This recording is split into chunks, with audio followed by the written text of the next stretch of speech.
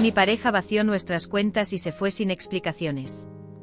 Nunca pensé que algo así me pasaría a mí.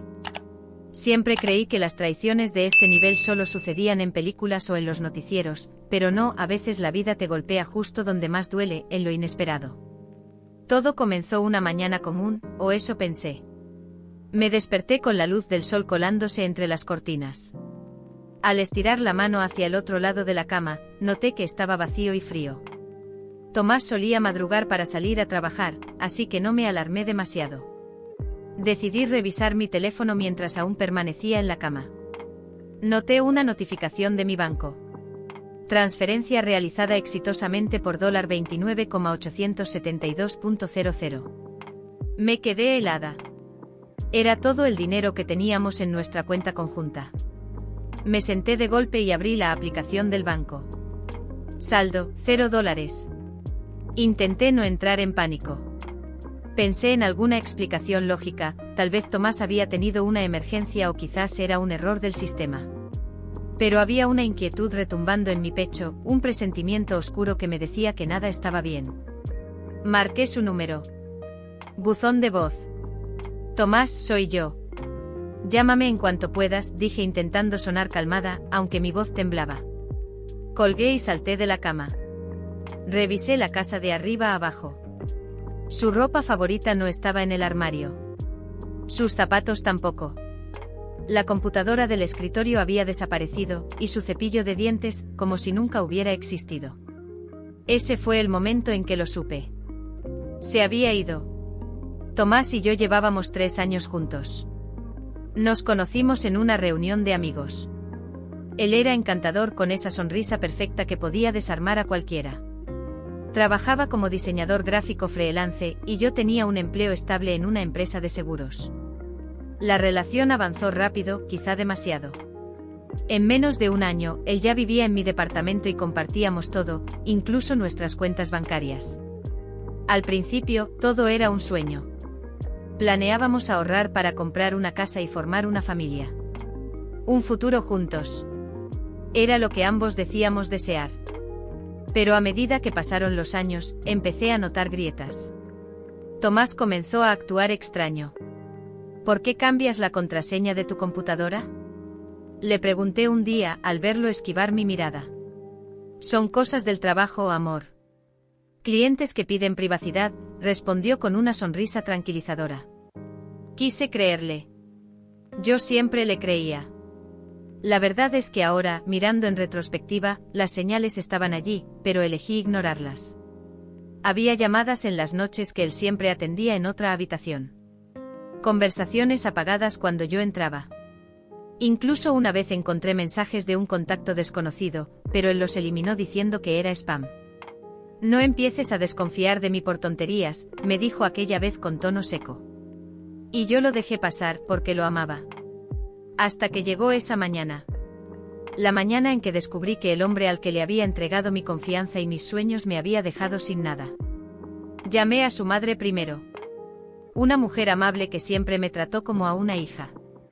No lo he visto, mi niña, respondió preocupada. ¿Está todo bien? Mentí. Le dije que era algo sin importancia. Luego llamé a varios de nuestros amigos en común, pero nadie sabía nada. Era como si Tomás se lo hubiera tragado la tierra. Finalmente recordé algo. Tomás tenía un viejo amigo al que yo apenas conocía, Esteban. Solía visitarnos de vez en cuando, y siempre me pareció que había algo raro en él. Busqué en mis contactos y lo encontré. Cuando contestó, su voz sonó cautelosa. ¿Laura? ¿Por qué me llamas? Necesito saber dónde está Tomás.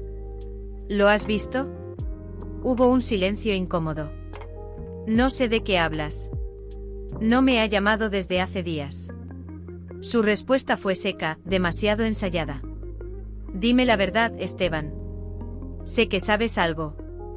Grité, perdiendo la paciencia. Déjalo ir, Laura, respondió finalmente. Es lo mejor. Y colgó. Sentí un escalofrío recorrerme el cuerpo. ¿Por qué me decía eso? ¿Qué significaba déjalo ir? Durante los siguientes días intenté recomponerme. Puse una denuncia en el banco y hablé con abogados, aunque no podía hacer mucho. Tomás y yo compartíamos la cuenta, y técnicamente él tenía derecho a ese dinero. Una tarde, mientras limpiaba el apartamento, encontré un sobre escondido debajo del sofá. Era una carta a medio escribir con la letra de Tomás. Laura, si estás leyendo esto, es porque no pude decirte la verdad a la cara. Necesito empezar de cero. No puedo seguir con esta vida, con estas mentiras. No soy el hombre que tú crees que soy. La carta terminaba abruptamente. Como si se hubiera arrepentido antes de escribir más. ¿Qué vida? ¿Qué mentiras? La incertidumbre me carcomía. ¿Quién era realmente Tomás? Una noche recibí un mensaje desde un número desconocido. Ven al Parque Central mañana a las 6 de la tarde. Si quieres respuestas, ven sola. Mi corazón se aceleró. Pensé en ignorarlo, pero necesitaba saber la verdad. Llegué al parque al día siguiente, el corazón latiéndome tan fuerte que casi podía oírlo. Un hombre se acercó. No era Tomás, pero su cara me resultaba familiar. Era Esteban. ¿Qué quieres de mí? Pregunté con voz firme. Él suspiró, mirando a su alrededor como si temiera que alguien nos estuviera escuchando. Tomás no te dejó porque quisiera, murmuró. Está huyendo. ¿Huyendo de qué? Respondí sin entender. De las deudas. Apostó todo, Laura. Todo lo que tenían, todo lo que tenía él. Le debe dinero a personas muy peligrosas. Sentí como si el suelo desapareciera bajo mis pies. ¿Apuestas? ¿De qué estás hablando? Él pensó que podría ganar y salir de esto, pero todo se le salió de las manos. Sacó el dinero para huir y empezar de cero, para que no lo encuentren. Pero si te buscan a ti, Esteban me miró con seriedad. Tienes que cuidarte, Laura. Me quedé sentada en el parque mucho tiempo después de que Esteban se fue. Todo empezaba a encajar, las noches frente a la computadora, las llamadas misteriosas, el cambio en su comportamiento. Tomás no era el hombre que yo creía. Había jugado con nuestras vidas, con mi confianza. Pero lo peor no era que se hubiera llevado el dinero. Lo peor era que yo aún lo amaba. Al llegar a casa, encontré otra notificación en mi teléfono. Alguien había intentado acceder a mi cuenta bancaria personal. ¿Tomás? ¿O alguien más?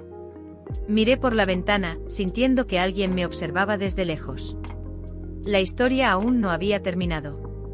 Al día siguiente no pude sacudirme la sensación de que alguien me observaba. Caminaba hacia mi trabajo y sentía miradas sobre mi espalda. Tal vez era paranoia, pero después de lo que me contó Esteban, no podía confiar ni en mi sombra. Intenté enfocarme en mi rutina, pero todo en mi mente giraba alrededor de Tomás y la verdad que ocultaba. Cada vez que sonaba mi teléfono, saltaba del susto. Esperaba una llamada de él, o quizá algo peor. Al llegar a casa esa noche encontré la puerta de mi departamento entreabierta. Mi corazón casi se detuvo. No podía recordar si había cerrado bien por la mañana, pero sabía que algo no estaba bien.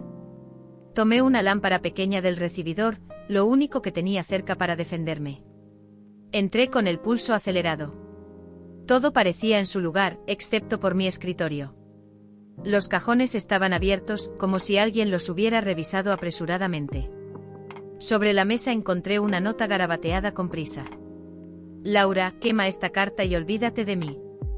Lo que viene no es tu culpa, pero no te involucres más. Desaparece también. La letra era de Tomás. No dormí esa noche. Me quedé sentada en el sofá, sosteniendo la nota y mirando la puerta, como si en cualquier momento alguien fuera a irrumpir de nuevo. ¿Qué demonios había hecho Tomás? ¿De qué estaba huyendo realmente? Pasé días así, nerviosa, desconfiada, sintiéndome observada. Busqué más información sobre apuestas ilegales y mafias locales, pero no encontré nada concreto. A medida que pasaban los días, sentía que alguien me seguía, autos estacionados frente a mi edificio, sombras cruzando la calle cuando yo pasaba. Una noche alguien tocó la puerta. Fuerte e insistente. Me congelé. Laura. Abre la puerta, soy yo. Era Esteban. ¿Qué quieres? Grité desde el otro lado. Tienes que irte. Ahora. Ellos saben de ti, te están buscando porque creen que Tomás volverá contigo. ¿Quién es? Pregunté temblando. La gente a la que él les debe. No sé cómo, pero creen que tú sabes dónde está. No puedes quedarte aquí. La realidad me golpeó como un ladrillo. Esto no era una pesadilla, era mi vida y estaba en peligro. Tomás me había dejado no solo con las cuentas vacías, sino con su deuda mortal. Esteban me ayudó a empacar una pequeña maleta. No podía llevar mucho, solo lo esencial, documentos, algo de ropa y el dinero que aún tenía en mi cuenta personal. Tomé un bus a medianoche hacia una ciudad cercana, sin mirar atrás. En los días siguientes cambié de número de teléfono, desactivé todas mis redes sociales y busqué un lugar donde nadie me conociera. La idea era empezar de cero, pero el miedo seguía presente. Me despertaba por las noches sobresaltada, esperando que alguien tocara la puerta o que Tomás apareciera con otra excusa, otra mentira. Pasaron semanas y poco a poco empecé a sentirme más segura. Conseguí un trabajo temporal, un lugar pequeño donde vivir, y me repetía a mí misma que todo esto algún día quedaría atrás. Pero entonces un día encontré un sobre en el buzón de mi nuevo apartamento. No tenía remitente. Solo mi nombre escrito con letras grandes y desprolijas. Adentro había una sola foto. Tomás. Estaba en lo que parecía ser una ciudad tropical, sentado en una terraza, sonriendo a la cámara. Al reverso una frase escrita a mano. Pensé que habíamos quedado en que me olvidarías. Cuídate, Laura. Sentí una mezcla de rabia y miedo al ver la foto. Tomás seguía huyendo, seguía siendo el mismo cobarde que había vaciado mis cuentas y me había dejado con su caos. Pero ahora lo entendía, no importaba lo que él hiciera, yo no podía dejar que me siguiera arruinando la vida. Decidí llevar la foto a la policía, entregarles todo lo que sabía sobre Tomás, las apuestas, y las personas que podrían estar tras él. Si realmente estaban buscándolo, quizá esto ayudaría a detenerlo. No podía vivir con miedo el resto de mi vida. Por primera vez en semanas, sentí que tomaba el control. Cerré el capítulo de Tomás en mi vida. Ya no era la mujer que confiaba ciegamente ni la que ignoraba las señales. Él me enseñó que el amor no se trata solo de palabras bonitas, sino de acciones que respalden la confianza. Años después, nunca volví a saber de él. Tal vez lo atraparon, tal vez siguió huyendo. Pero lo importante es que yo me reconstruí más fuerte, más sabia y sobre todo, más consciente de a quién dejo entrar en mi vida.